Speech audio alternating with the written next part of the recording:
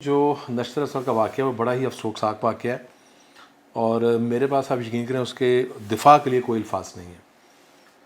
اگر ہم سچ نہیں بولیں گے کبھی چیزوں کو بہتر نہیں کر سکتے. جب سے ڈائلسس ہونا شروع ہوا پاکستان میں یا دنیا میں، ہر ہسپتال میں ہر سسٹم میں ایک ایس او پی موجود ہے. ایس او پی کے تحت جب بھی پیشنٹ آتے ہیں ان کی ایک اسکریننگ ہونی ہے، ان کی ایک پیتھولوجی کے تحت انفیکشن چیک کی جانی ہے اور پازیٹیو مشینیں علیحدہ ہیں، نیگیٹو مشینیں علیحدہ ہیں. مشین پہ جب ایک ڈائلسس ہونا ہے اس کے بعد اس کو واش کرنا ہے، صاف کرنا ہے، نیا ڈائلائزر لگانا ہے، نئی چیزیں لگانی ہے. وہ ایک کے یوز کے بعد اس کو ڈسپوز کر دیا جاتا ہے.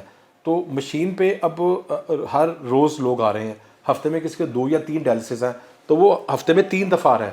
اور جب 3 دفعہ آ رہا ہے تو اس کی ایگزیکٹ وہ مشین تو نہیں ہے نا، مشین تو صاف ہو رہی ہے، تو وہ پھر ایک دوسرے سے کنیکشن اس کا ہو سکتا ہے. اور اس کی ظاہر براہ ذمہ داری جو ہے وہ ہیڈ آف ڈپارٹمنٹ پہ ہے، جو پروفیسر ہیں اور پھر پیتھولوجی کے لوگ جن کے پاس ریکارڈ جا رہا ہے. اس واقعے میں نا کافی زیادہ خرابی کی گئی ہے. جب ہمارے علم میں یہ بات آئی تھی نشتر کی، تو وہاں کی جو سینئر پوسٹ مینجمنٹ تھی اس کو میں نے ڈائریکشن دی تھی کہ آپ اس کو فوری طور پہ انویسٹیگیٹ کریں. اصولی طور پہ تو وہاں کی مینجمنٹ کو اس پہ خود فیصلہ کرنا چاہیے تھا. میں نے 5 دن انتظار کیا اس رپورٹ کا. اسی دوران میں ہم نے ایک اور کمیٹی لاہور سے بھیجی. اس کمیٹی نے 24 گھنٹے میں ہر چیز سامنے آ گئی. جو شاہد ہیں اور جو انویسٹیگیشن میں بتایا گیا ہے کہ ان معاملات کو چھپانے کی بھی کوشش کی گئی، جو انتہائی جرم والی بات ہے. اگر خدا نخواستہ کوئی غلطی سے ایسا ایشو ہو گیا تھا اس کو بر وقت بتانا چاہیے تھا تاکہ بر وقت علاج شروع کیا جاتا. 25 لوگ انفیکٹ ہوئے ہیں ایڈز سے. ان کی ساری فیملیز کی جو اسکریننگ کرائی گئی ہے، شکر ہے کہ ان میں کسی میں ایڈز کی انفیکشن موجود نہیں ہے. ایک تو یہ اس میں پلس بات ہے. وہ جو 25 لوگ ہیں ان کا ٹریٹمنٹ شروع کر دیا گیا، لیکن ان کے لیے سماجی طور پہ اور اوور آل دنیا میں اب وہ کس کس کو بتائیں گے کہ ہم ڈائلسس میں گئے تو ہمیں ایڈز وہاں سے ہوا ہے. یہ بڑا ایک میں سمجھتا ہوں کہ کرٹیکل ایشو تھا اور چیف منسٹر صاحبہ خود کہیں انہوں نے معاملے کی اہمیت کو سمجھا اور پھر انہوں نے وہاں پر جو فیصلے کیے اس پہ عمل درآمد کر دیا گیا. نیفرولوجی کے ہیڈ آف ڈپارٹمنٹ نے اور بھی لوگوں کو سسپینڈ کیا گیا ہے جن جن لوگوں نے اس کو چھپانے کی کوشش کی تھی. اس میں پولیس انویسٹیگیٹ کر رہی ہے.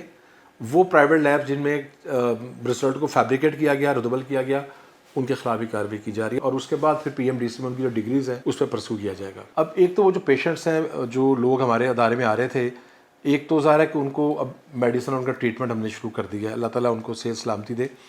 مگر اس کے تحت ہم نے پورے پنجاب کے جتنے بھی ڈائلسس سینٹر ہیں تمام پیشنٹس کی رپورٹ طلب کی ہے اور ان کا اسکریننگ کا عمل فیز وائز ہم ایک تو پورا کریں گے. اس پہ تو کوئی اب ابہام نہیں ہے اور اس پہ ہم کام شروع کر چکے ہیں. اگلے آنے والے 2-3-4 ماہ میں جتنے بھی پنجاب کے ڈائلسس سینٹر ہیں ہر پیشنٹ کی اسکریننگ کی جائے گی اور یہ چیک کیا جائے گا کہ خدا نخواستہ کسی میں ہیپاٹائٹس یا ایڈز موجود ہے. اگر ہو گیا تو اس کا ٹریٹمنٹ کیا جائے گا. نشتر کے جو 25 پیشنٹ ان کے لیے تھاؤزنوں پیشنٹ جن کا وہ ٹریٹمنٹ کر رہے ہیں. تو جب ہم پوری نظام کی ایک اسکریننگ کریں گے، اس اسکریننگ کے تحت بھی ہو سکتا ہے کچھ اور پیشنٹس آ جائیں تو ان کو بھی رجسٹر کر دیا جائے گا اور رجسٹر کرنے کے بعد پھر ان کا بھی ٹریٹمنٹ کیا جائے گا. تو بیسیکلی اس میں میسیج یہ ہے کہ اپنے بلڈ کا ٹیسٹ کرائیں اور خدا نخواستہ کسی بھی وجہ سے آپ کا کوئی ٹیسٹ پازیٹیو آتا ہے تو اس کو چھپانے کی ضرورت نہیں ہے. ہر ہسپتال میں اس کا ٹریٹمنٹ موجود ہے، ادویات موجود ہیں اور بیسٹ میڈیسن موجود ہے. اس کا ٹریٹمنٹ کریں تاکہ وقت پہ اگر ہم اس کو پکڑ لیں گے، وقت پہ اس کو ہم علاج کریں گے تو انشاءاللہ جو ہے وہ پھر آپ کیور کر سکتے ہیں.